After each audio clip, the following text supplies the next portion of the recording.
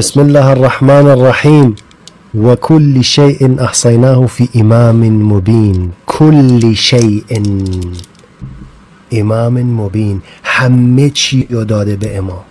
همه چی، درسته یا نه؟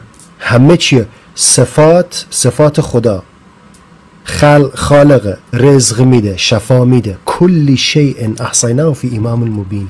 در کتاب اعتقادات الامامیه شیخ صدوق صفحه 100 در دعایی که حضرت امام رضا علیه السلام می‌فرماید: خداوندا، هر کس که مدعی شود که ما رب هستیم یا ما خدا هستیم، از او به سوی تو براءت و بیزاری می‌جوییم.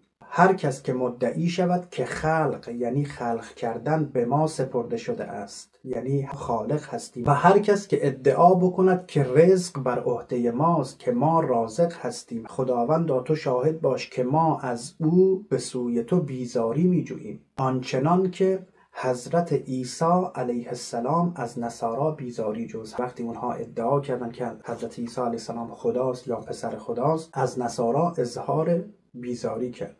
حضرت امام صادق علیه السلام می‌فرماید: والله ان الغلاة اشر من الیهود و النصارا و المجوس و الذین اشرکوا. غلو کنندگان بدترین خلق هستند، عظمت الهی را کوچک می‌کنند و برای بندگان خدا ادعای ربوبیت و ادعای خدایی می‌کنند. به خداوند قسم که قطعاً قالیان از یهودی ها و از مسیحی ها و از مجوسی ها و کسانی که شرک ورزیدند برای خداوند متعال بدتر هستند.